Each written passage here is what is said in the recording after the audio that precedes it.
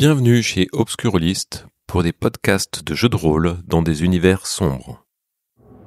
Précédemment, dans l'exposition des atrocités, Samantha, William et Oliver ont vécu l'horreur à la Galerie du Bois et passent désormais de scène en scène, luttant contre leurs cauchemars les plus sombres.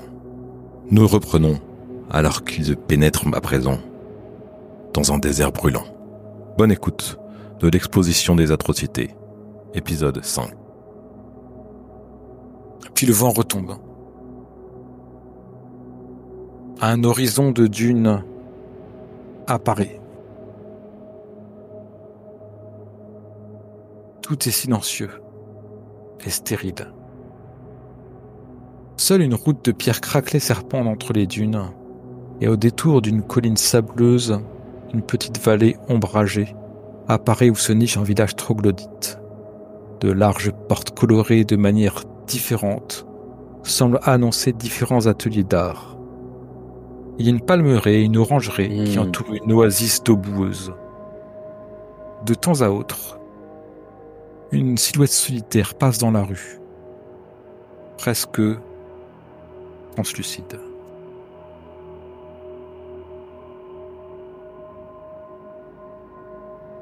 Ça comme ça, Oliver, c'est un tableau pour vous, ça aussi? Ça vous dit quelque chose? Non. Non, je ne suis jamais venu ici, mais ça me fait penser à cet homme qu'on a vu dans la galerie. Vous savez, celui dont le tableau a été volé. Je crois qu'il venait de Tunisie ou du Maroc, peut-être. Exact. Peut-être que c'est chez lui. Peut-être. Vous vous souvenez de son nom? Oui, c'est Brahim. Brahim, Nasra. mon ami. Nasra. C'est Brahim Nasra, Brahim un vendeur Nasra. d'art. Et justement, il était là pour, comme vous avez vu, dénoncer Marielle Dubois qui aurait volé une de ses œuvres. Il voulait la confronter lors du vernissage. Retourner le tableau, c'est ce qu'il voulait. Oui, C'était son tableau. Oui, il voulait accuser Marielle Dubois de l'avoir volé, de lui avoir volé une œuvre. Non, je me mets à avancer parce que je me dis que peut-être que ce tableau-là me concerne, vu que j'ai un lien avec Brahim. Tu avances et tu t'aperçois que les maisons, en fait, tombent en ruine. Que la peinture s'écaille. Les jardins pourrissent. Il y a des mâts sacrificiels décorés de cheveux et de dents qui jouxtent la route. Et une odeur de pourriture envahit l'air. Alors que les rues grouillent de cadavres suivis de mouches noires. William, dans ton dos, à une 50aine de mètres, un groupe de silhouettes humanoïdes, peut-être des vivants ou des morts vivants, tu ne sais pas, s'approche lentement de vous, véhiculant une odeur de viande pourrie. Et parmi eux, tu vois un grand homme sombre qui s'avance. Donc Samantha, toi tu avances sur le chemin et tu entends un bruit sourd derrière toi et tu te retournes et tu t'aperçois que William est tombé sur le sol. Oliver, il est tombé, peut-être tu l'as rattrapé, je ne sais pas. J'ai juste raté. Il vient de heurter le sol, mais je me suis penché très vite sur lui et j'essaie de le réanimer. En tout cas, je suis là sur son visage, j'essaie de voir s'il est conscient ou pas, et clairement, il s'évanouit, quoi. Ouais, moi aussi, je vais voir dans quel état il est. Est-ce que, si c'est grave ou pas. À première vue, vous voyez rien de spécial, vous voyez juste évanoui. Vous voyez quand même des silhouettes qui avancent menaçantes derrière vous. On va pas rester ici. Il va falloir qu'on avance, qu'on parte. On peut peut-être essayer de le réveiller ou de le porter, je sais pas. Il pèse son poids, il est plutôt baraqué en plus. Hein. Ok. J'essaye comme ça, vainement, je tapote sur la joue, je dis William, réveillez-vous.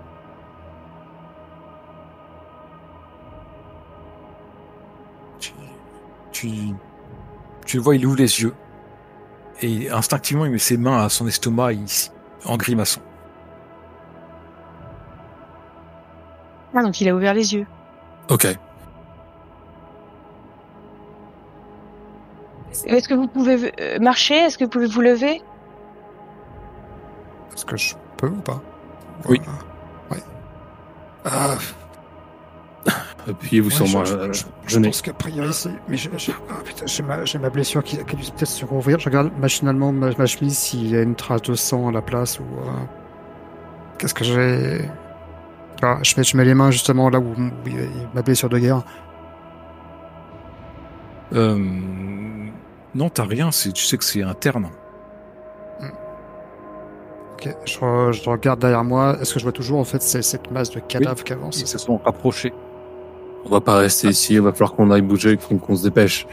J'ai l'impression que j'ai mon passé qui me poursuit là.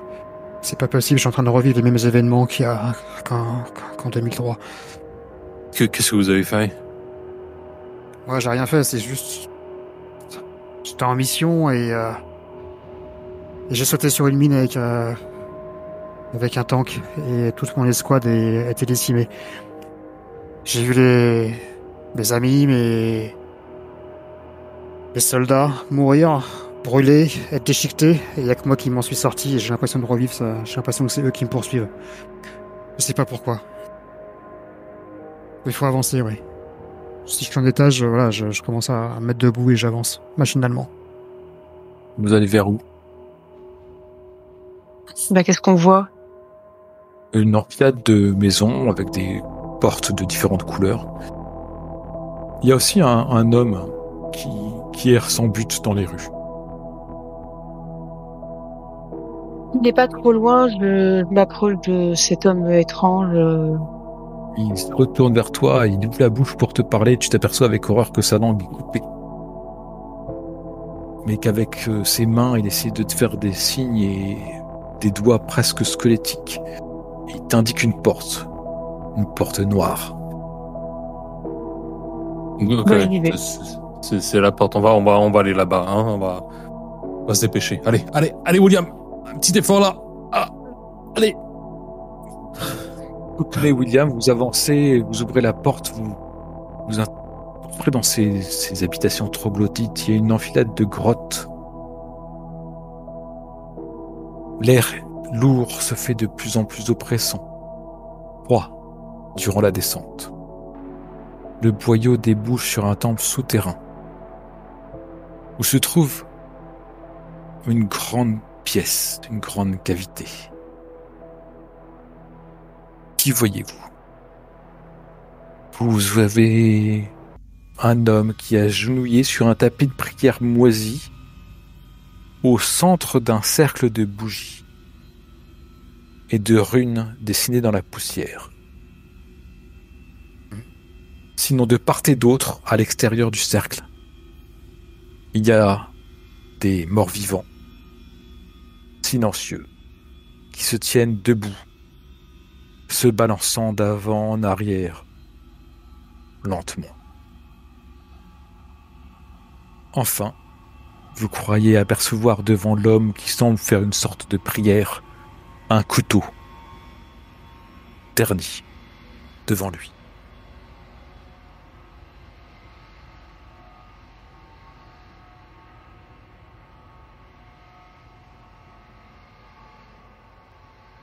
Je m'approche de l'homme pour...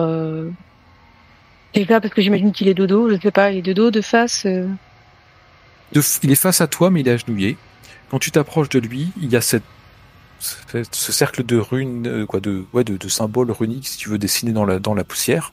et il y a les bougies, et ensuite il y a l'homme. Je sais pas si tu les enjambes, je sais pas comment tu fais, si tu veux te rapprocher de l'homme. Je ne sais pas combien il y a de mètres entre le... Disons il y a les symboles qui sont dans la poussière, une quarantaine de centimètres plus loin, il y a les bougies, et un mètre plus loin, au centre du cercle, il y a l'homme. Est-ce que sans marcher sur... les runes, elles sont dessinées dans le sable, elles sont... Tout à fait. Et je peux pas reconnaître l'homme sans marcher sur les runes. Tu peux les enjamber. Je peux pas marcher sur les bougies dans ce cas-là? Tu les enjamberas aussi, t'enjambes d'abord les runes, puis les bougies. Enfin bon, ça c'est possible. Ah, c'est possible sans marcher. Faut que je fais ça. Ok, tu enjambes les runes, tu enjambes les bougies, tu te retrouves à côté de l'homme, qui est en possession de prière sur un espèce de tapis moisi, il a un couteau posé devant lui. William, Oliver, vous faites quoi? Je regardais les runes, savoir si ça m'évoque quelque chose. D'accord, tu peux aller regarder. Ça semble des runes d'un langage que tu ne connais pas pour l'instant. Oliver.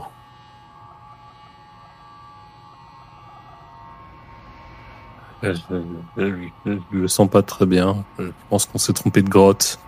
Ou peut-être qu'on n'aurait pas dû prendre la porte, tu vois. Étrangement, pour tout ce que c'est surréel, je me sens presque calme dans cette folie extérieure. Pour une fois, c'est pas à l'intérieur de ma tête que ça se passe. C'est un changement positif pour moi. Tu sens ta chemise qui se mouille au niveau de ton aine droite.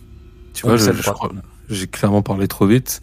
Je dégage un peu la chemise que je porte sur les épaules pour voir cette tache et voir en effet ce qui est en train de se passer. Ta chemise, c'est ça? Tu ouvres ta chemise? Ouais, je regarde, ouais. Je sais pas si vous regardez Samantha et William. Moi, je suis à côté, donc je regardais, ouais. Je pense pas, je pense que il est dans mon dos, D'accord. Oliver. Tu t'aperçois, William, qu'en fait, tout le côté d'Oliver, il y a une plaie, comme si on avait... En fait, c'est de la chair à vif, mais sur une espèce d'ellipse de 20-30 cm de long sur 7 de large. Comme si elle avait un peu cicatrisé et qu'elle se remettait à saigner. Qui vous arrive? C'est pas bon signe, ça. Une vieille blessure qui s'est rouverte? C'est pas bon signe, j'aime pas ça, non. Laissez-moi regarder. Vous allez rien pouvoir faire, ils vont en demander plus, c'est tout, ils vont revenir, je leur ai dit. Comment ça, On avait terminé, j'avais dit que c'était plus, je voulais plus. Comment ça, ils vont demander plus? Oliver. On peut pas rester, il va falloir partir, va falloir que je me cache, c'est ça? Vous pouvez Ça saigne, ça quoi? C'est juste, c'est tuméfié, c'est... Ça saigne. T'as l'impression que c'est comme si... concrètement, ça te fait l'effet... c'est pas trop une brûlure comme t'as pu voir. C'est plus comme si on avait pelé sa peau.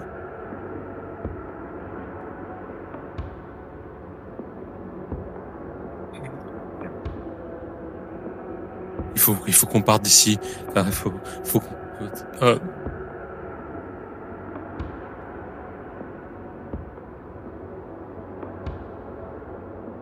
Tu fais quoi, Samantha? Je me mets face à l'homme. Est-ce que je le reconnais? Est-ce qu'il me dit quelque chose? Son visage par terre. Tu peux lui soulever la tête si tu veux. Non. Je comprends pas, en fait. Son visage par terre, c'est-à-dire? Il est en prière, en fait, sur son tapis. Mais il ne relève pas. La tête entre les mains, et voilà, il a juste le couteau devant lui, il a ses runes autour de lui et ses bougies.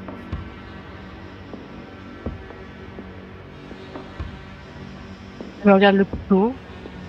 C'est une dague, c'est ça? Oui, en quelque sorte. C'est-à-dire qu'elle est comment? La lame est abîmée. Et le couteau, on dirait que la poignée est de nacre ou quelque chose comme ça. J'essaye de lui parler, je tente. Qu'est-ce que vous attendez de nous? Pour l'instant, t'as pas de réponse, t'entends juste assez fort quand même Oliver qui panique et William qui essaie de le raisonner. Bien sûr, vous êtes toujours entouré de ces silhouettes de morts vivants qui se balancent d'avant en arrière. Il y a rien d'autre, c'est une grotte en fait, c'est ça. avec une 45 à la sortie. Oui. Et les morts vivants, ils ressemblent à personne de particulier. Toi, ça te dit rien. Oliver, peut-être que ça lui dit quelque chose. Enfin, il croit que ce sont eux.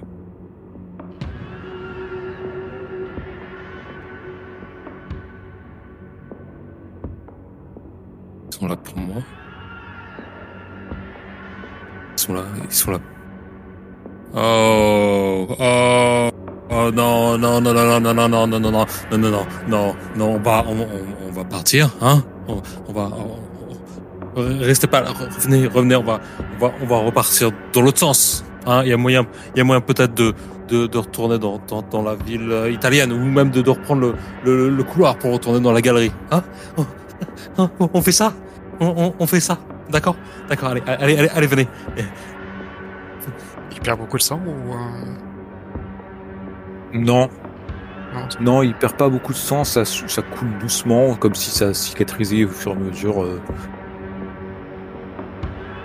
Je prends dans ma poche une petite pilule là. Et tiens, Oliver, prends ça. Ça va te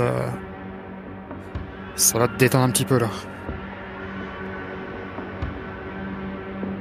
Je prends la pilule, le garage. Ouais, vas-y, prends-en 2. Et je les comprimés là, et j'en donne 2. Ok. Ça va aller, ça va aller. Ok, allez. Je prends les 2. Et maintenant, on va se réveiller, quoi. Voilà, c'est tout. On va se réveiller, on va reprendre les choses là où on les a laissées. Voilà, on va mettre ça derrière. C'est un mauvais rêve, quoi. C'est un cauchemar, c'est tout. C'est juste une... Peut-être que c'est moi. Peut-être que c'est juste moi. Peut-être que c'est moi qui est trop poussé encore. Peut-être que toi, William, et je sais pas, toi, t'es pas là, quoi. Enfin, tu vois, t'es pas là, quoi. Et tout ça, ça existe pas, tu vois. Ça existe pas. Et toi, Samantha, c'est pareil. T'es pas. En fait, c'est dans ma tête tout ça. Oliver, ça te dit un c'est truc, presque gracieux. cette scène, ce tableau, ça te dit quelque chose? T'as l'air d'être familier avec ce qui nous entoure là. Rappelle-toi.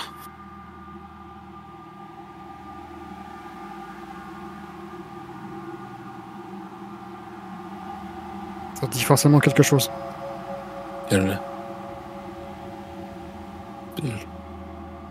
Écoute, on est tous dans le même bateau là. Oublie les secrets. Vas-y, crache le morceau, quoi. Ils m'ont vu.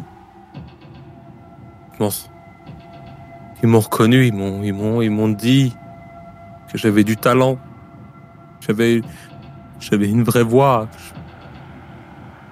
Que je pouvais faire mon chemin dans le monde, que je pouvais être reconnu.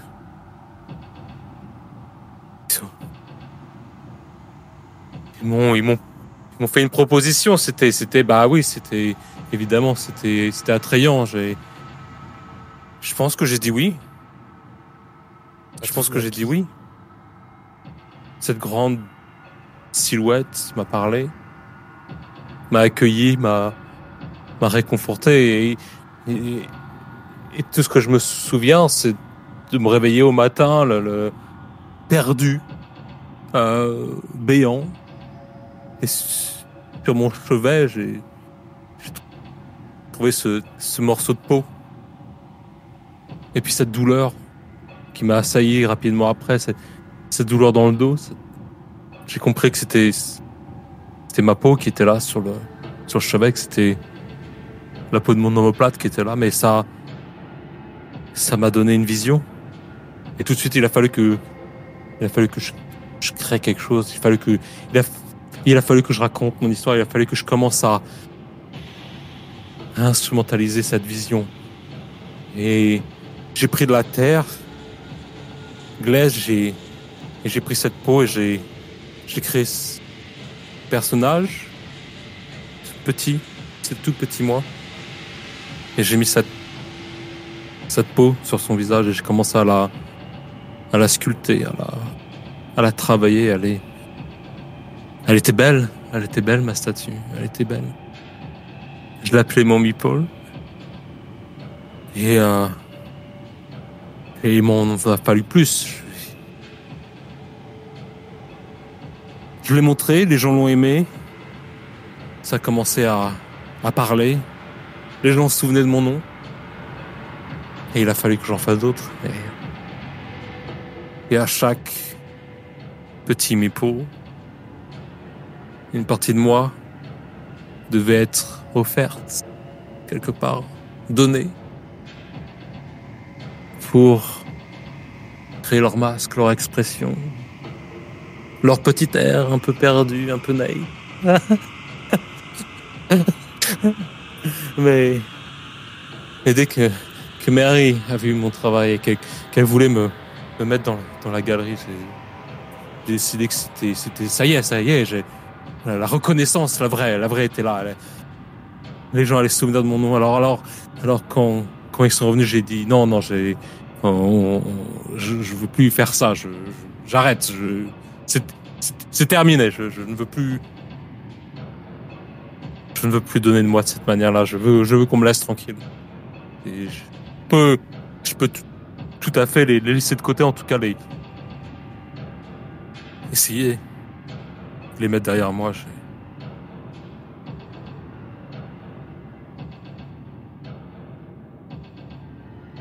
Mais j'ai l'impression que c'est là la passe où on se trouve. Ils en demandent plus. Ils en veulent plus. T'as tout entendu, Samantha.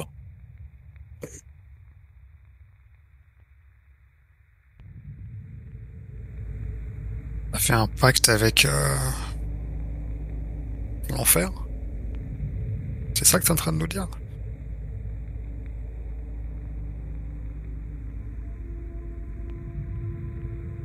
Ils n'ont pas de nom. Ils sont les ténèbres. Ils sont ce qui se cache derrière la lumière et ils m'ont parlé de bien des artistes qui sont passés là avant moi. Dali, Bacon. Ils les connaissaient bien. Van Gogh.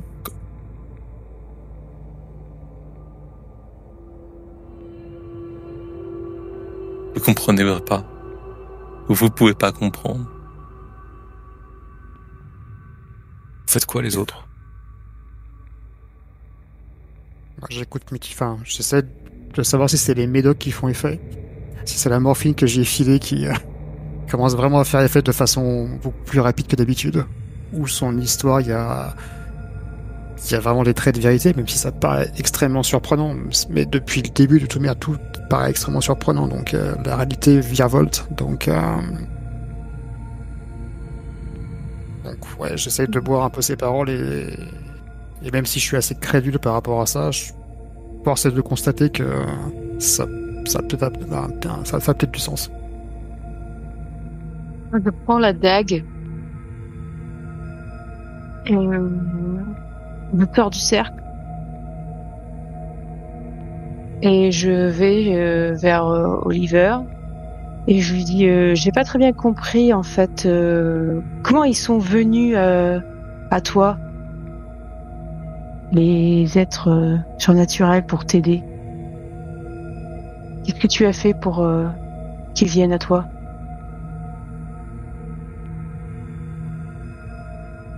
Venu me voir. au cœur de la nuit de mon âme, au cœur du désespoir. J'ai senti l'obscurité m'entourer. J'étais seul dans mon garage, perdu, sans espoir, sans futur, sans envie. J'ai senti que la vie m'abandonnait. J'ai même considéré abandonner. Mais dans cet élan destructeur, j'ai senti cette chaleur qui m'a entouré, qui m'a enveloppé, qui m'a dit qu'en effet, mon heure n'était pas venue, que je pouvais être peut-être le pinceau d'une toile plus grande que la réalité, pouvait peut-être la voix, la créativité, et que le monde connaîtrait mon nom pour cela. Ils sont venus me voir au seuil de la mort pour m'offrir une vie de réconfort et de notoriété. Qu'auriez-vous fait? Hein? Ça tient pas. Qu'auriez-vous fait? Ça tient pas la route ton histoire. Si tu fais un pacte, t'es censé être célèbre, riche, et là t'exposes dans une galerie au sous-sol, personne te connaît. C'est quoi cette connerie? T'es pas à tête d'affiche. T'es même pas l'affiche. T'es même pas le cadre. Je crois que là, je vais mettre ma main sur le manche de ce couteau. Je vais pousser William contre la paroi de cette grotte pour lui mettre la lame sous la gorge.